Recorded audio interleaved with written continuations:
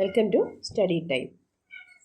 10ാം ക്ലാസ്സിലെ renaissance and historiography എന്ന പോർഷനാണ് എടുക്കുന്നത്. ഫസ്റ്റ് ചാപ്റ്ററിലെ അടുത്ത പോർഷൻ റിനൈസൻസ് ആൻഡ് ഹിസ്റ്റോറിയോഗ്രാഫി. അപ്പോൾ നമ്മൾ എന്താ ഹിസ്റ്റോറിയോഗ്രാഫി എന്ന് പറഞ്ഞിട്ടുണ്ട്. എന്താണ് ചരിത്രം, ഹൗ ടു റൈറ്റ് ഹിസ്റ്ററി, എങ്ങനെയാണ് ചരിത്രം എഴുതുന്നത്, അതാണെന്ത് ഹിസ്റ്റോറിയോഗ്രാഫി. വേൾഡ് ഹിസ്റ്ററിയെ പഠിക്കാൻ എളുപ്പത്തിന് മൂന്നായിട്ട് തിരിച്ചിട്ടുണ്ട്. ഏതൊക്കെയാണ്? Ancient history, ancient period, medieval period, modern period. ഇനി ഏൻഷ്യൻ്റ് പീരീഡ് എന്ന് പറഞ്ഞാൽ CE ക്രിസ്ത്യൻ ഈറ 5th സെഞ്ച്വറി വരെയുള്ള, ക്രിസ്ത്യൻ ഈറ 5ാം നൂറ്റാണ്ട് വരെയുള്ള കാലഘട്ടത്തെ ഏൻഷ്യൻ്റ് പീരീഡിലെ ലോകചരിത്രമെന്നും 5ാം പീരീഡ് മുതൽ 5th to 15th century CE വരെയുള്ള 5ാം നൂറ്റാണ്ട് മുതൽ 15ാം നൂറ്റാണ്ട് വരെയുള്ള ചരിത്രത്തെ മിഡീവൽ പീരീഡിലെ ഹിസ്റ്ററി എന്നും അറിയപ്പെടുന്നു. 15ാം നൂറ്റാണ്ട് മുതൽ ഇപ്പോൾ നടക്കുന്നത് വരെയുള്ള പീരീഡിനെ മോഡേൺ പീരീഡ് എന്നും പറയുന്നു. നമ്മൾ 2 പീരീഡ് ഓർത്തിരുന്നാൽ മതി. 5, 15. 5 വരെയുള്ളത് ഏൻഷ്യൻ്റ് പീരീഡും 5 തൊട്ട് 15 വരെയുള്ള മിഡീവല്, 15 തൊട്ട് ഇതുവരെയുള്ളത് modern period. World history has been categorized as illustrated above for the ease of learning. The classification divides history into 3 distinct periods: ancient period spanning up to the 15th century CE, the medieval period extending from 5th to the 15th century, and the modern period encompassing the era thereafter. The classification emerged during the Renaissance period. ഈ classification ഏത് സമയത്താണ് വന്നത്? Renaissance പീരീഡിലാണ് ancient, medieval, modern എന്നുള്ള world ഹിസ്റ്ററിയുടെ classification വന്നത്. It was introduced by 2 Italian historians. ആരൊക്കെയാണ് ഈ ക്ലാസിഫിക്കേഷൻ കൊണ്ടുവന്ന റിനൈസൻസ് ഹിസ്റ്റോറിയൻസ്? അത് ഓർത്ത് വയ്ക്കുക.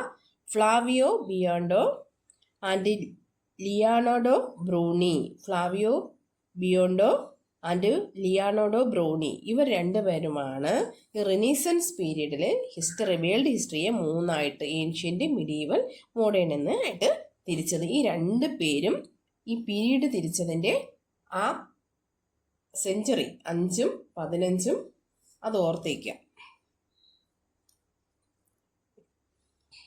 Let us examine the significant changes that occurred in the historiography during this period. നമുക്കിനി പഠിക്കാനുള്ളത് എക്സാമിൻ ചെയ്യാം, നമുക്ക് പഠിക്കാം, വിശകലനം ചെയ്യാം. ഈ കാലഘട്ടത്തിൽ എന്തൊക്കെ പ്രധാനപ്പെട്ട സിഗ്നിഫിക്കൻറ്റ് ചേഞ്ചസ് ആണ് ഹിസ്റ്റോറിയോഗ്രാഫിയിൽ നടന്നതെന്ന്.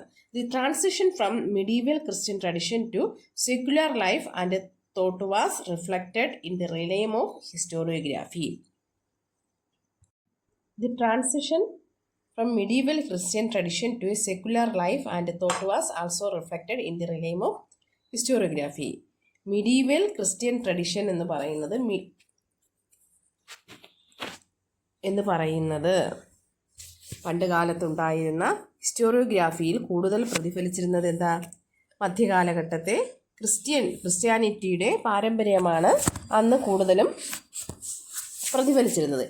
എന്നാൽ റിനൈസൻസ് പീരീഡ് ആയപ്പോഴേക്കും സെക്കുലർ ലൈഫ്, മതേതര ജീവിതത്തിലേക്കുള്ളൊരു മാറ്റം വന്നു.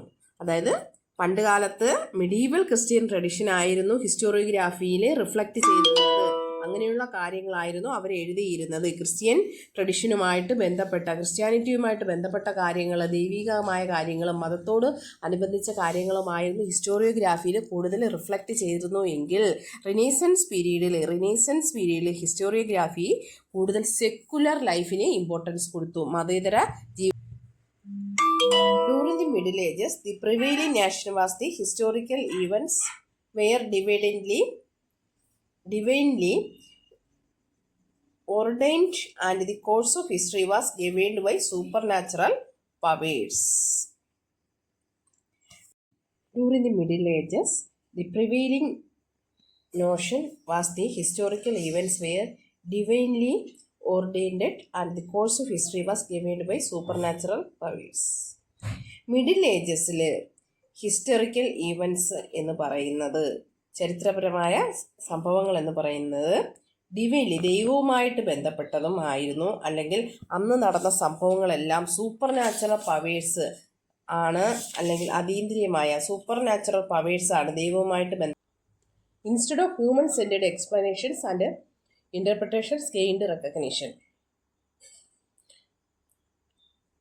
Human life became the focus of historical narratives, superseding the chronicles of monks and biographies of priests.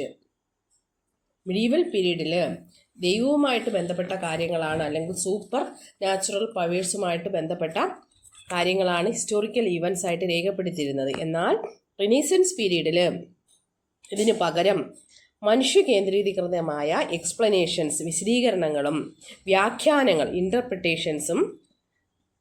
ഇൻ്റർപ്രിട്ടേഷൻസിനും വ്യാപകമായ റെക്കഗ്നീഷൻ, അംഗീകാരം ലഭിച്ചു.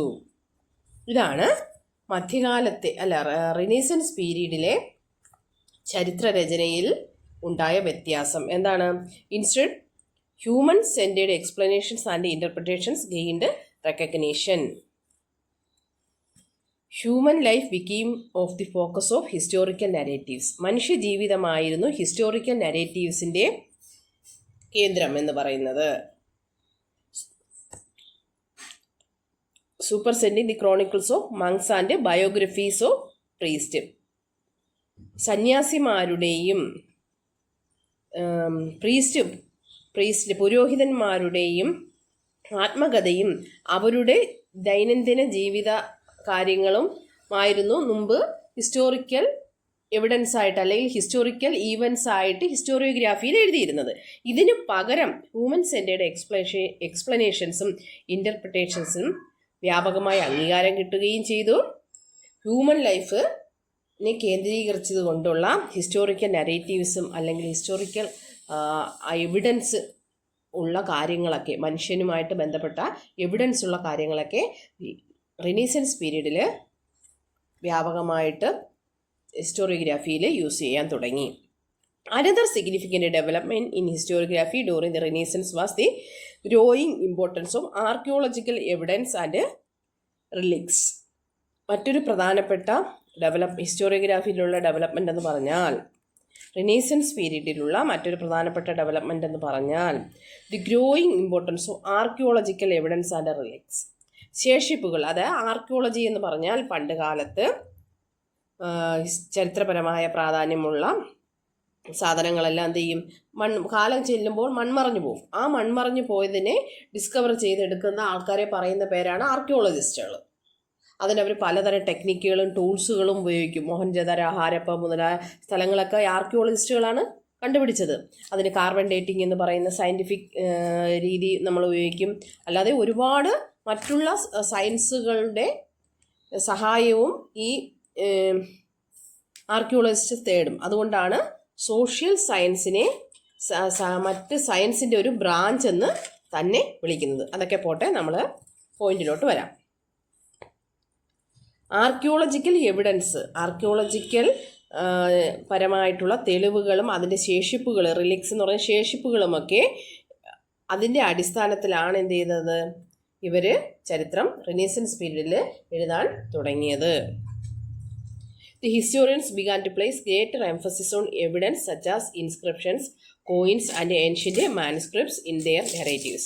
അവരുടെ ചരിത്രരചനയിൽ ഹിസ്റ്റോറിയൻസ് മെയിൻ സ്ഥാനം കൊടുത്തത്, അല്ലെങ്കിൽ ഗ്രേറ്റർ എംഫസിസ്, ഒരുപാട് വലിയ പ്രാധാന്യം കൊടുത്തത് ഏതിനൊക്കെയായിരുന്നു? എവിഡൻസുകൾക്ക്, തെളിവുകൾക്കാണ്. ഏതുപോലുള്ള തെളിവുകൾ?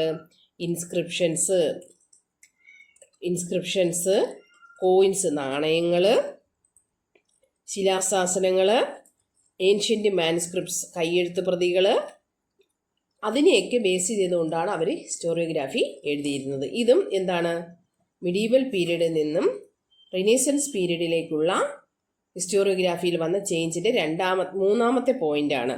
Further more effects to collect and preserve ancient manuscripts intensified. അതുകൊണ്ട് തന്നെ അവരെന്ത് ചെയ്തു, പുരാതനമായ കയ്യെഴുത്ത് പ്രതികൾ പ്രിസർവ് ചെയ്യാനും ശേഖരിക്കാനും കൂടുതൽ താല്പര്യം കാണിച്ചു. കാരണം അതിൽ നിന്ന് ഒരുപാട് തെളിവ് കിട്ടും. പണ്ട് കാലത്ത് ആളുകൾ എഴുതി വെച്ച കാര്യങ്ങൾ, അതിന് എവിഡൻസ് ഉണ്ട്. ആ കാര്യങ്ങൾ വിശ്വസിക്കാനാണ് ആളുകൾ എന്ത് ചെയ്ത്, അല്ലെങ്കിൽ ചരിത്രകാരന്മാർ കൂടുതൽ താല്പര്യം കാണിച്ചത്. അല്ലാതെ പ്രീസ്റ്റുകളോ മങ്സുകളോ പറയുന്ന കാര്യങ്ങളല്ല. With the emergence of humanism. ഹ്യൂമനിസത്തിൻ്റെ എമർജൻസ് മൂലം critical thinking gained significance in history. Critical thinking, വിമർശന രീതി, ക്രിട്ടിക്കൽ തിങ്കിങ് എന്ത് ചെയ്തു? വിമർശനാത്മകമായി ചിന്തിക്കുന്ന ഒരു രീതി ഹിസ്റ്ററിയിൽ വന്നു. Scientific enquiry and studies replaced stories and myth. സ്റ്റോറീസും കഥകളും മിത്തിനും പകരം അതിനെ റീപ്ലേസ് ചെയ്തുകൊണ്ട് സയൻറ്റിഫിക് എൻക്വയറി, ശാസ്ത്രീയമായ എൻക്വയറി, അന്വേഷണവും പഠനവും എന്ത് ചെയ്തു? അതിന് പകരം വന്നു. The contributions of Machiavelli to Renaissance historiography are noteworthy. മാക്യുവെല്ലിയുടെ ഈ സയൻറ്റിഫിക് എൻക്വയറിയിൽ മാക്യുവെല്ലിയുടെ സംഭാവന, റിനൈസൻസ് ഹിസ്റ്റോറിയോഗ്രാഫിയിൽ മാക്യുവെല്ലിയുടെ സംഭാവന വളരെ പ്രാധാന്യം അർഹിക്കുന്നുണ്ട്. ക്രോണിക്കിൾസ്, ദിനവൃത്താന്തങ്ങൾ, അതിൻ്റെ മലയാളം പേരാണ് ദിനവൃത്താന്തങ്ങൾ. അല്ലെങ്കിൽ ക്രോണിക്കിൾസ് എന്താണെന്നാണ് പറയാൻ പോകുന്നത്. മൊണാർക്സ്, സന്യാസിമാർ മൊണാർക്സ് അല്ല, രാജാക്കന്മാർ അവരുടെ കോർട്ടിൽ ഹിസ്റ്റോറിയൻസിനെ അന്നന്ന് നടക്കുന്ന, അവരുടെ രാജ്യത്ത് നടക്കുന്ന സംഭവങ്ങൾ രേഖപ്പെടുത്താൻ വേണ്ടി ചരിത്രകാരന്മാരെ നിയോഗിച്ചിരുന്നു. ഈ ഹിസ്റ്റോറിയന്മാർ എന്ത് ചെയ്തു? അന്ന് നടക്കുന്ന സംഭവങ്ങൾ, ആ രാജാക്കന്മാരുടെ കാലത്തെ സംഭവങ്ങൾ ഡോക്യുമെൻ്റ് ചെയ്ത് എഴുതി രേഖപ്പെടുത്തി വെച്ചിരുന്നു. മോഡേൺ ഹിസ്റ്റോറിയൻസ് ഇതിനെ വിളിച്ചിരുന്ന പേരാണ് ക്രോണിക്കിൾസ് അല്ലെങ്കിൽ ദിനവൃത്താന്തങ്ങൾ. അത് അതാത് രാജാക്കന്മാരുടെ കാലത്തെ കണ്ടിന്യൂസ് ആയിട്ടുള്ള കാലഗണന അനുസരിച്ച് ഓരോ ദിവസവും നടന്ന സംഭവങ്ങളുടെ റെക്കോർഡായിട്ട് അവർ സൂക്ഷിച്ചിരുന്നു. ഇതിനെ മോഡേൺ ഹിസ്റ്റോറിയൻസ് വിളിച്ചിരുന്ന പേരാണ് ക്രോണിക്കിൾസ്. ഇതിനൊരു ദോഷമുണ്ട്. കാരണം ഒരു രാജാവിൻ്റെ കീഴിലാണ് ആ ഹിസ്റ്റോറിയൻസ്, അവിടെ അദ്ദേഹത്തിൻ്റെ രക്ഷാധികാരത്തിലാണ് ആ ഹിസ്റ്റോറിയൻ അവിടെ താമസിച്ചിരുന്നതെങ്കിൽ ആ രാജാവിന് അനുകൂലമായിട്ടല്ലേ ആ ഹിസ്റ്റോറിയൻ എഴുതുള്ളൂ. വളരെ ചുരുക്കം പേര് മാത്രമേ എന്ത് ചെയ്യുള്ളൂ? ഇതിനെ സത്യസന്ധമായിട്ട് കാര്യങ്ങൾ എഴുതുള്ളൂ. അപ്പോൾ ആ രാജാവിനെ നല്ലവനാക്കി മാത്രമേ ഹിസ്റ്റോറിയൻസ് അന്നത്തെ കാലത്ത് എഴുതുള്ളൂ. അങ്ങനെ ഒരു ദോഷം ഇതിനുണ്ട്. നിങ്ങൾ ഹിസ്റ്ററി പഠിക്കുമ്പോൾ ഇതെല്ലാം നിങ്ങൾ മനസ്സിലാക്കി വയ്ക്കണം. ഇന്നത്തെ ക്ലാസ് കഴിഞ്ഞു. ചാനൽ സബ്സ്ക്രൈബ് ചെയ്യുക. നിങ്ങളെന്തായാലും പഠിക്കുക. എന്തെങ്കിലും ഡൗട്ട് ഉണ്ടെങ്കിൽ പറയുക.